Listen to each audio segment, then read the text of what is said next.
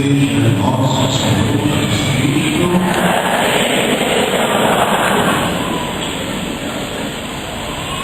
Meus queridos irmãos sacerdotes, aqui presentes nesta celebração, minhas queridas irmãs, meus irmãos veteranos, como eu dizia no início desta celebração, para mim é sempre um momento de alegria e de oportunidade para renovar a minha fé, a minha vocação que adquiri aos pés, conceder aos pés de Nossa Senhora da Piedade. Está presente nesta festa é motivo de muita alegria. Também para a nossa diocese, nós celebramos no dia 8, como aqui na diocese de Estância, Tomarugiru, que é a terra do Paulo, Padre Raimundo, lá Nossa Senhora das Dores, do Socorro, aqui Nossa Senhora da Piedade, Virgem Maria, com vários títulos lá em minha diocese, na cidade de Batalha, Nossa Senhora da Penha, na cidade de Cacimbinhas, também Nossa Senhora da Penha. Meus queridos irmãos, primeiro vamos refletir um pouco sobre a palavra de Deus, especialmente o Evangelho que nós acabamos de ouvir. Jesus, em Cafarnaum, já bastante conhecido pela sua palavra, pela boa nova proclamada por ele e pelos sinais concretos realizados por ele. Todos nós sabemos que Jesus, durante a sua vida pública, procurou dirigir a todos como enviado do Pai a boa nova. E assim, ele transmitia a vontade de Deus do Pai. Mas também não ficava só na palavra, os gestos concretos, os sinais, os milagres realizados por ele. Era onde ele estava. Como bom judeu, ele também estava na sinagoga. E quantas maravilhas Jesus realizou onde ele estava. Neste dia, alguém estava possuído pelo demônio. Jesus o libertou, como também libertou tantos outros que tinham alguma deficiência, coxos, surdos, cegos, pessoas diversas, com muitos problemas. Jesus estava lá com o seu corpo, com a sua atenção. E mais ainda, perdoou também pecados. Então, por isso que a sua fama se estendia em todas as regiões, e ele se tornava conhecido. E isso, naturalmente, incomodava a todos aqueles que não gostavam, porque Jesus também era aquele que apontava as falhas dos devedores do poder da sua época, principalmente do poder religioso, que tinham conhecimento da lei, muito embora não sentiam para os ensinamentos de Jesus, porque na realidade Jesus era uma ameaça para nós. Meus irmãos, muito feliz foi a equipe, muito feliz foi também o papo de vocês, com o vigário paroquial, ao ter escolhido os temas das catequeses do nosso querido Papa Bento XVI, a família, o trabalho e a festa. Foram catequeses realizadas pelo Bento XVI, justamente como preparação para o certo encontro da família em Milão.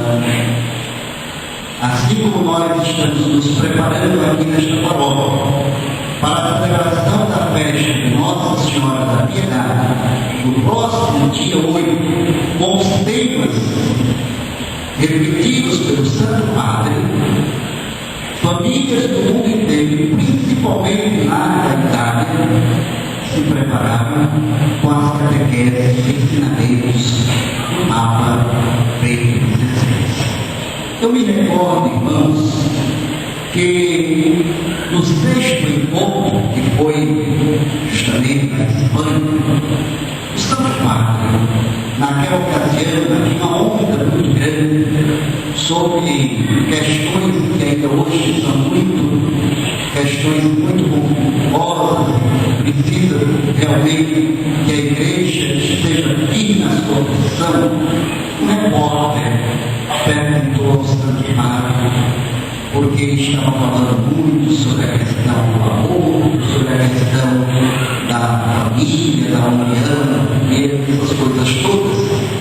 E o Santo Padre, o repórter perguntou para ele, porque ele não falou justamente sobre o aborto, uma vez que tantos países estavam aí querendo aprovar o aborto, inclusive aqui também, no nosso país, de vez em quando, esse assunto vem à tona, e é um momento que todos ficam muito tensos, porque essa não é a vontade do povo brasileiro.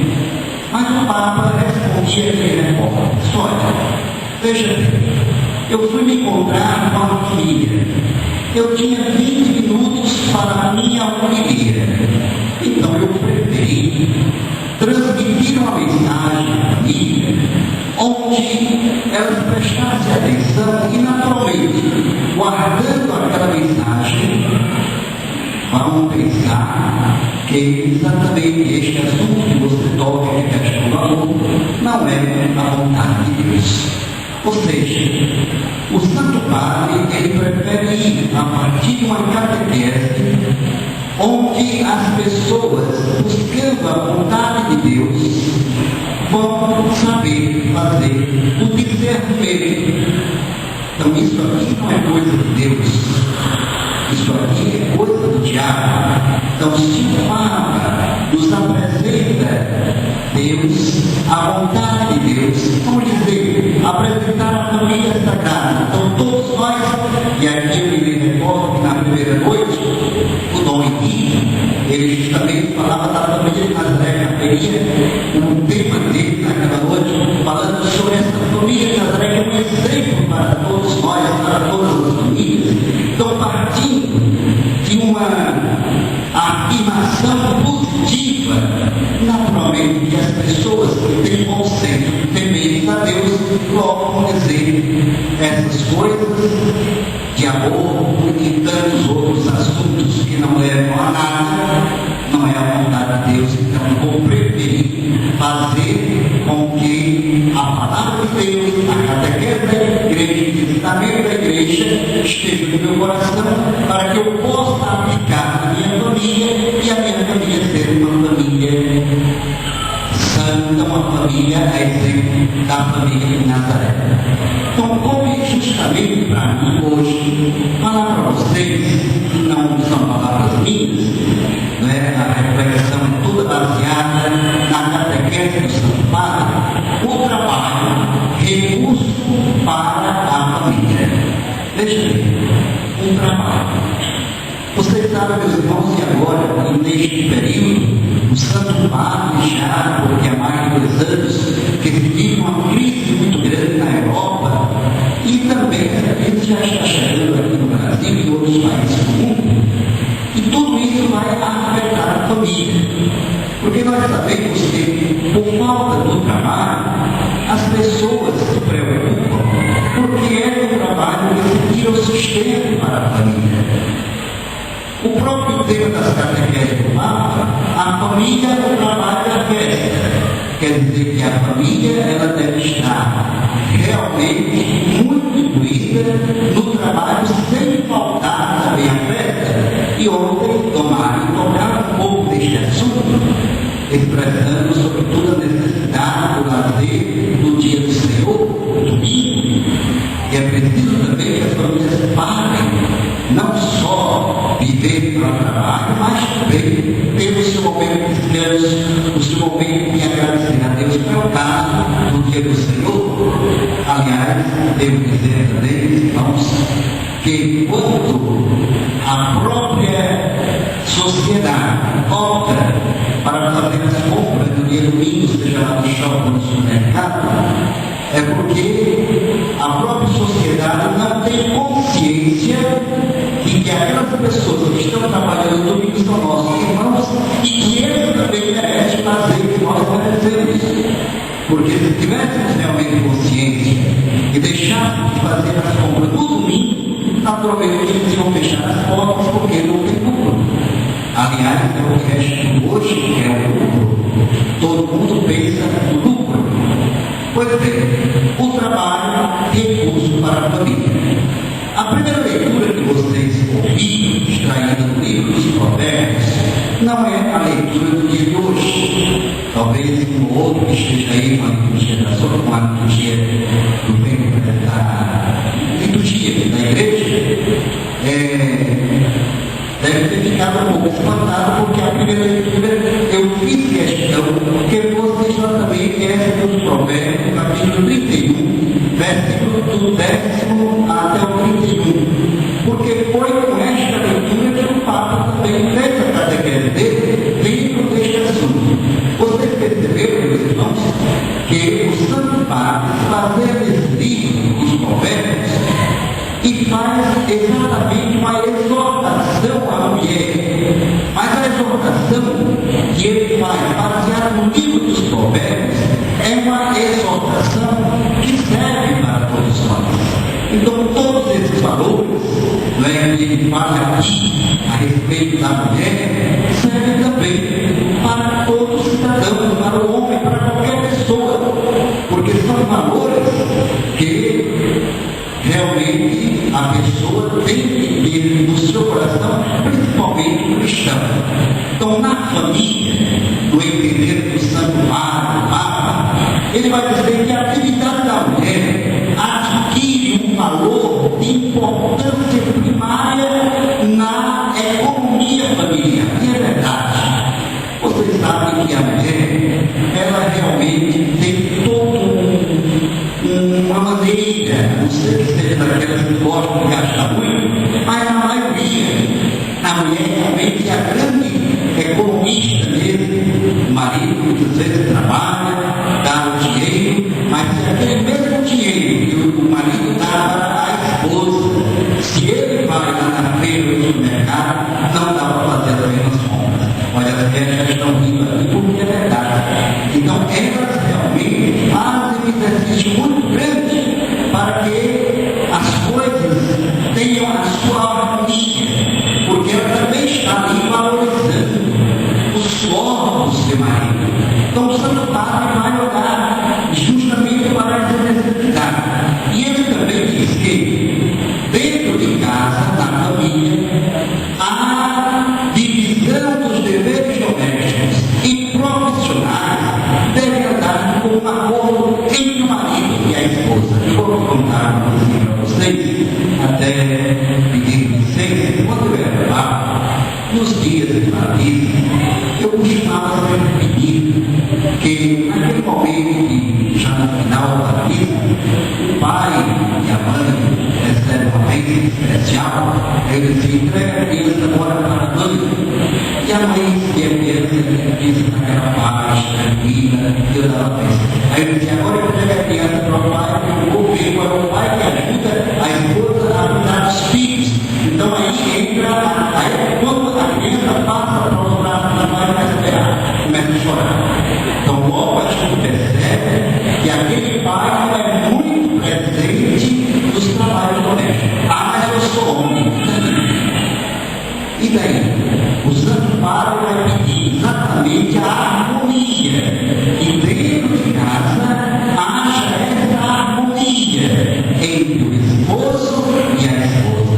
Não é porque o homem não tem o direito de dividir os trabalhos de casa com a sua esposa, e a cada um é pedido que se comprometa a fim de que o outro possa melhor expressar os próprios talentos. Os talentos se completam. Então, se a esposa ela tem jeito para determinados serviços, seja também para ganhar o pão de cada dia. É um talento que Deus lhe concedeu. Com aquele outro talento que o esposo tem, estão juntando os dois, sempre em harmonia. Eu, na minha vida de padre, já há 27 anos, já me deparei com tantas situações, por exemplo, o marido até entrando em depressão, ou então um pouco amarrado, porque a mulher vem mais do que ele. Escuta aí, entre marido e mulher, deve existir realmente esta divisão. No dia do casamento, não é um dando sim para o outro, cara da minha cara, outro meus olhos, cara da minha cara. Então, o que importa se um está ganhando mais do que o outro, se tudo aquilo é colocado em comum. E aí também a gente, na esperteza de padre, encontra aqueles que vêm pedindo para a casação da igreja, para não depender de quando ele quiser vender os seus bens, tem que ter a assinatura da mulher. Escuta, você ama ou não ama a sua esposa? Você confia ou não confia na sua mulher? Ah, mas você sabe, é padre, isso aconteceu comigo. Então, olha, vai para casa e pensa bem, quando você quiser vir casar, porque sem o espírito civil, não é que seja importante, eu diz o povo sim, casamento é a lei de Deus, mas se alguém, ele ou ela, coloca um obstáculo, é sinal que ali está verdadeiramente mostrando que é um amor, mas um amor meio desconfiado. E quem ama, confia. Então não tem essa coisa de um estar querendo ser melhor do que o outro. O contrário. Deve exatamente haver entre si o respeito. A família exemplar, no entender do Papa, vive no temor de Deus e nele deposita sua confiança. Meus irmãos, você confia ou não confia em Deus? Por quê? Quando nós conversamos, e aqui nos dias de hoje, nós estamos nos deparando com uma sociedade onde, com muita facilidade, está mudando de posição, especialmente quando se trata do sentido religioso. Um exemplo, nós temos aí as estatísticas em que diz que os cristãos católicos, e a palavra hoje é migra, está migrando pessoas que vivem pulando de uma religião para outra. Por que está fazendo isso? Pela falta de confiança. Por justamente não confiar em Deus. Então vão, sobretudo, atrás daquela igreja, daquela religião em que me oferece uma solução imediata. E aí entra a questão da teologia da prosperidade. Então aquela que mais faz propaganda é esta ao eu vou. E quando chega lá, vê que a realidade é totalmente diferente. O que aconteceu aqui? Aconteceu exatamente a sua pouca fé. Não teve confiança no Senhor. E aí, o que acontece na família? Uma instabilidade. Quantas vezes também na minha vida de padre, na minha vida de pastor, eu já me deparei com famílias totalmente desestruturadas, porque um está partindo para uma religião, outro para outra religião, um vai para aqui, outro para lá, e não se entendem. E todos falam de Deus, mas cada um com o seu próprio Deus. Aqui eu faço também esta interpretação. Então, o Papa, ele quer dizer que a prosperidade que cada família gosta deve ser conservada como um dom divino e valorizado no trabalho cotidiano. Olha, meus irmãos, no passado, especialmente no Antigo Testamento, existia a doutrina da retribuição. Então, vou entender, não é, aqui no Antigo Testamento, dos judeus, eles entendiam o seguinte: quanto maior é a sua riqueza, então é porque Deus está te abençoando. Se você é pobre, se você não tem uma família grande, então porque Deus virou as costas para você. Então é a chamada doutrina da retribuição. E nós sabemos que Deus ama a todos por igual. Então, quando o Papa diz que a prosperidade que cada família goza deve ser conservada como dom divino valorizada no trabalho cotidiano. É que, se Deus está dando a graça, que você está trabalhando, que você está prosperando, não se deixar levar pela vaidade, não se deixar levar se achando que é melhor do que os outros, e aí querer pensar nas pessoas. Pelo contrário, os dons e os dotes que os membros da família recebem, que cada um recebe, deve haver uma relação a Deus e ao próximo. Aí você, bom, Deus está me dando. Então, se Deus me dá, que eu tenho que receber, eu tenho que pensar no próximo também. E aqui eu aproveito para fazer uma observação. Tanto dízimo na igreja, por exemplo. Será que nós estamos dando realmente a 10ª parte daquilo que Deus me deu? Deus nos dá tanto, e o que nós devolvemos para Ele? A não ser que alguém diz, bom, se eu der para a igreja, eu estou dando para o Pai. Não é também uma mentalidade pequena. O que eu quero dizer é que, dentro do dízimo, há 3 dimensões: a dimensão missionária, a dimensão religiosa e a dimensão social. E a igreja também deve cumprir, porque se nós pregamos que devemos amar o próximo, devemos ajudar o irmão que está sofrendo, então nós devemos dar exemplo também como igreja. Recordo que há anos atrás, quando ainda era o presidente da CNBB, Dom Jaime Temer, ele dizia: eu não entendo um país cristão como é o Brasil. E aí ele não estava só falando dos católicos, estava falando dos cristãos do Brasil. Ainda passa fome em muitas famílias que passam fome porque vivem realmente na miséria. Então isso é ser cristão, isso é viver e fazer a vontade de Deus. Então, de repente, nós estamos sim participando da religião, estamos vindo à missa, estamos comungando, mas não estamos preocupados com aquele nosso vizinho que passa fome, que passa necessidade, porque nós cada vez mais estamos construindo muros altos e com certeza elétricas. Então, quem está do lado cá não interessa o que está do lado de cá. Não é essa a vontade de Deus. Quantas pessoas, por exemplo, hoje nas grandes cidades, moram em um prédio, até 5.000 pessoas, dependendo do tamanho do prédio, e que um não conhece aquele que mora na sua frente.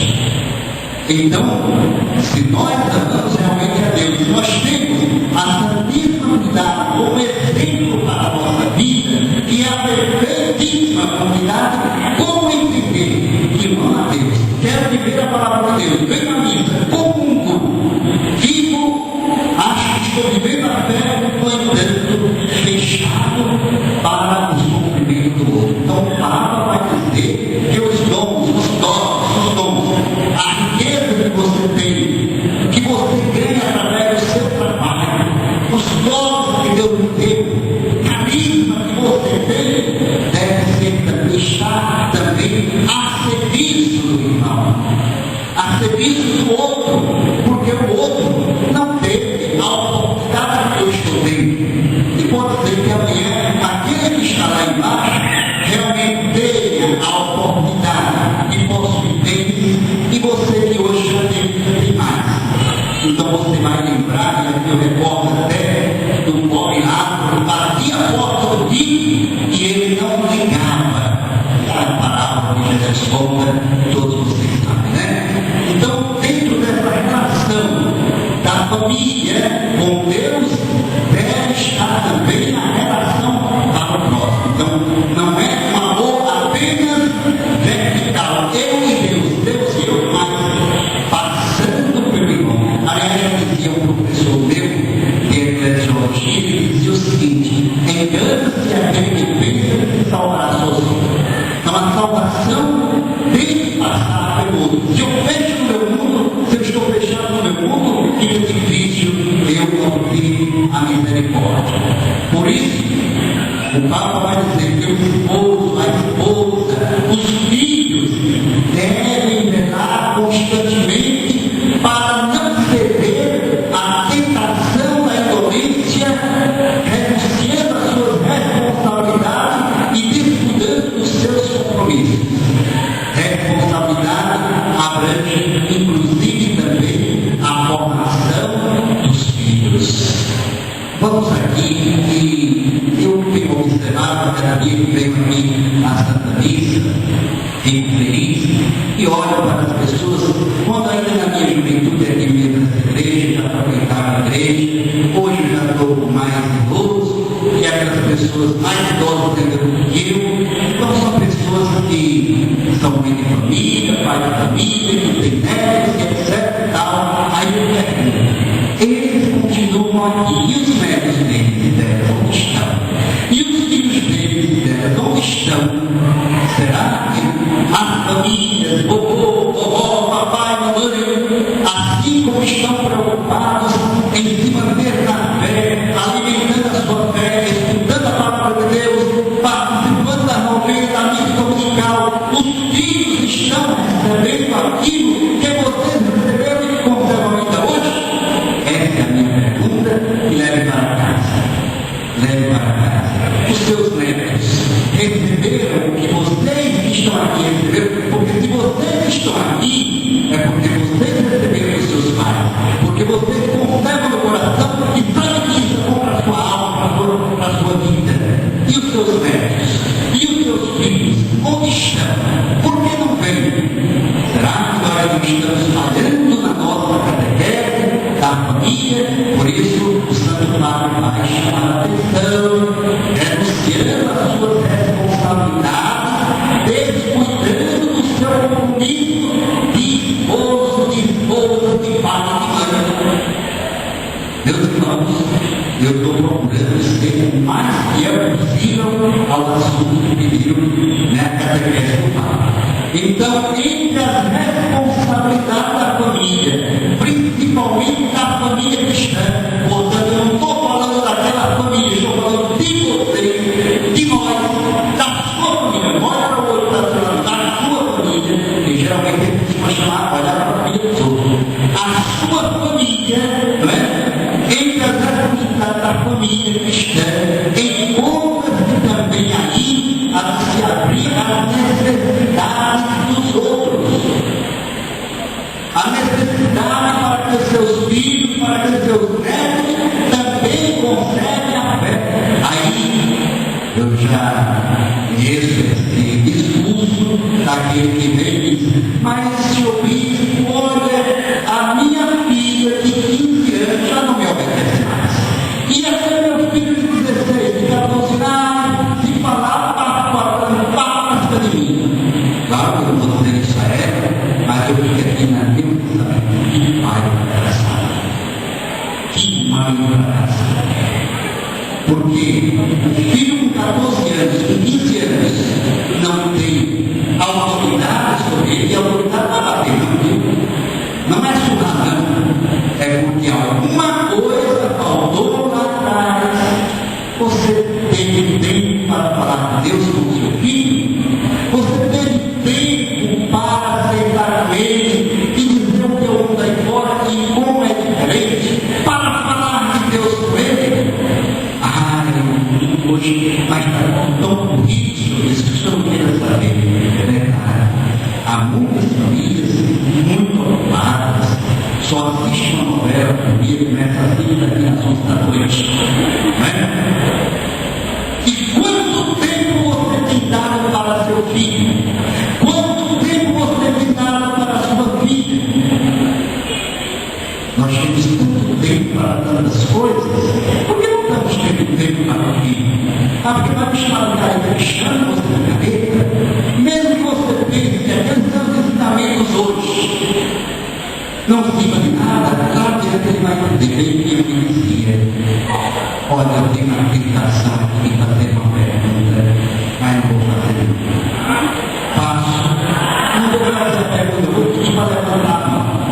Agora veja bem, quem vem falar, espera que ele casar, para mim só para todos. brincadeira, né, mentira. Seja sincero, e as mães que estão aqui presentes, levante a mão aqui as famílias que diariamente chamam os filhos, vamos rezar. Levante a mão. Não minta, eu acredito. Pode baixar. Eu não vou pedir para que os outros levantem a mão, porque é muito mais. Eu venho todos sinceros. E é verdade. Será que isso não é uma falha, meus irmãos? Eu não vim para aqui fazer uma breve pregação, eu vim fazer catequese. Porque eu quero que vocês saiam daqui hoje pensando no que Dom Conselho falou. Realmente, nós estamos falando. Realmente, nós precisamos evangelizar os nossos filhos. Nós precisamos catequizar os nossos filhos. A primeira igreja, já disse para o meus filhos, a igreja doméstica, a primeira igreja é a família. A família é a igreja doméstica. A família é a igreja doméstica. Naturalmente que depois a comunidade eclesial recebe as crianças, prepara para a primeira comunhão, para a crisma, mas ela já recebeu em casa os ensinamentos de papai e mamãe, já sabe rezar o Pai Nosso, já sabe rezar a Ave Maria, já sabe os mandamentos da lei de Deus, já sabe o que é bom e o que é ruim. Isso é em casa que as famílias têm. Não é? Então vejam a responsabilidade de vocês, queridos pais. Uma outra coisa é que se os filhos veem que aquela família é uma família que dá atenção aos pobres, e uma das mais bonitas formas de amor ao próximo é exatamente você amar o pobre.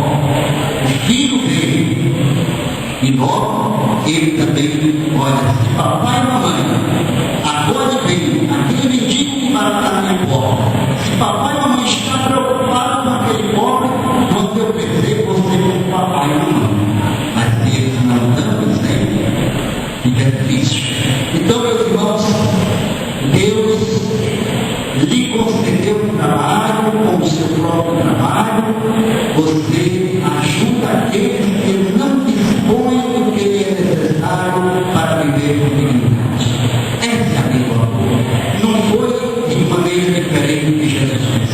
Amar a Deus sobre todas as coisas e ao próximo como a ti mesmo.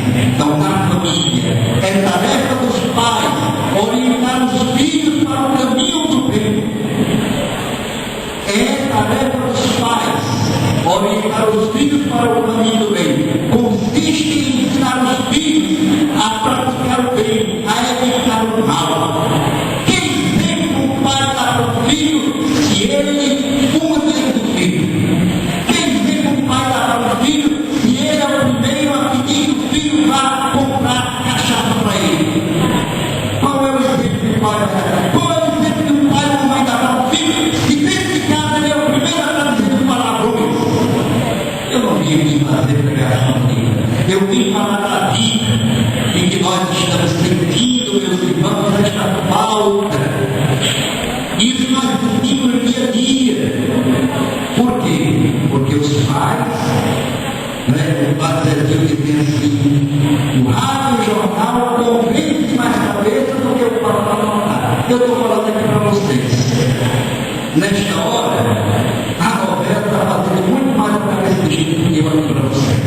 Mas se nós começarmos, meus irmãos, com isso que eu estou dizendo, e cada um seja aquele multiplicador, e cada um tenha essa preocupação de evangelizar a sua família, não vai ser melhor. Às vezes os adultos e os jovens não querem nada.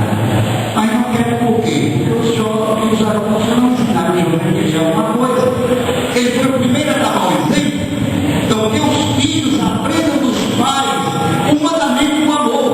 A palavra, a sabedoria da palavra de Deus, convida os pais de família a fugir da mentira, a evitar os discursos vãos. Pai tem que ser verdadeiro, mãe tem que ser verdadeira, mentir nunca. Porque uma criança de 4, 5 anos já está mentindo, eu liguei para uma casa, você veja, parece uma piada, era uma médica, né? Aí eu liguei, a filhinha dela de 6 anos atendeu. Mamãe, o pato seio está querendo falar com a senhora. Eu digo que a senhora não está.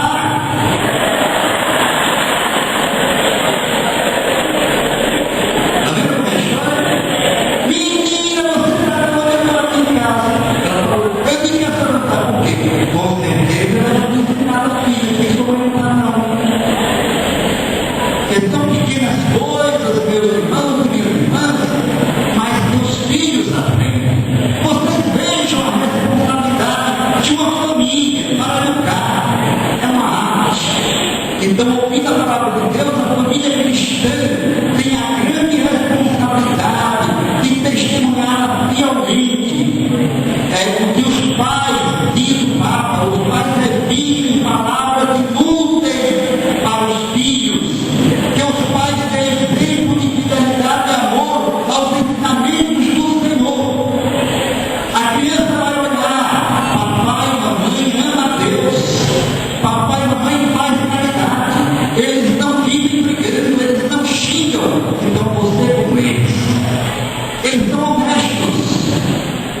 Então, um outro ponto muito importante que o Papa vai estimular as famílias é de ter confiança no dia de amanhã.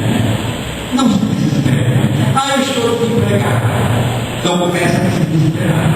Eu estou doente. Começa a se desesperar. E o que é desespero? Falta de fé. O que é falta de fé? A ausência de Deus. Você confia ou não confia em Deus? Não é preciso confiar.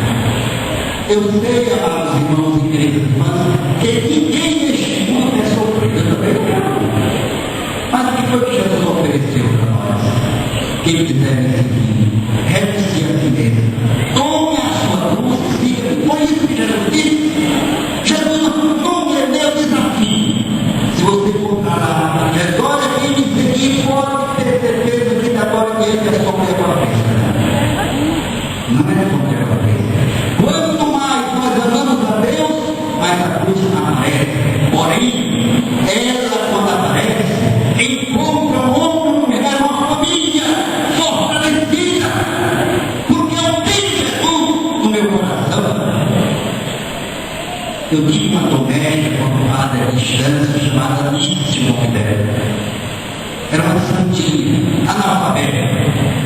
Depois dela ter deixado a minha casa, depois de alguns anos que trabalhou para mim, porque foi cuidar da mãe dela, que era doente de um câncer. A mãe morreu, ela já tinha a filha dela, e pegou a doença que teve que amputar o pé.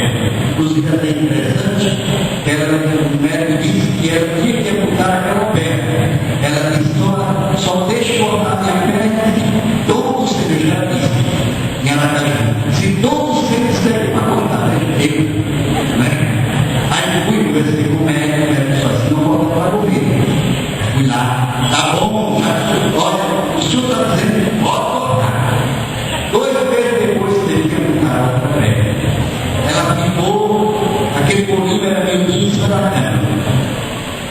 Via diariamente, escutava a rádio cultura, por isso ela sabia onde eu estava em qualquer parte, e a canção nova. A irmã que cuidava dela, muito mais alto que ela, de lá foi morrer, ela ficou sozinha. E eu fui lá, na casa dela, no dia do enterro. Veja o que é ter Deus, veja o que é confiança. E eu fui lá nos falar nisso. Olha, eu estou aqui do seu lado, confiando em Deus. Não fique, não entre em desespero, não, todos sempre. O Senhor nunca vai me ver triste, porque eu confio em Jesus. Eu tenho uma vergonha tão grande. Eu confio em Jesus, e é verdade. Morreu depois nessa situação, perdeu a irmã, tudo, mas ela nunca reclamou, nunca ficou triste, porque ela disse, eu confio em Jesus. É por isso, meus irmãos, que nós devemos confiar em Jesus. Confiar, porque nos momentos mais tristes da família, nos momentos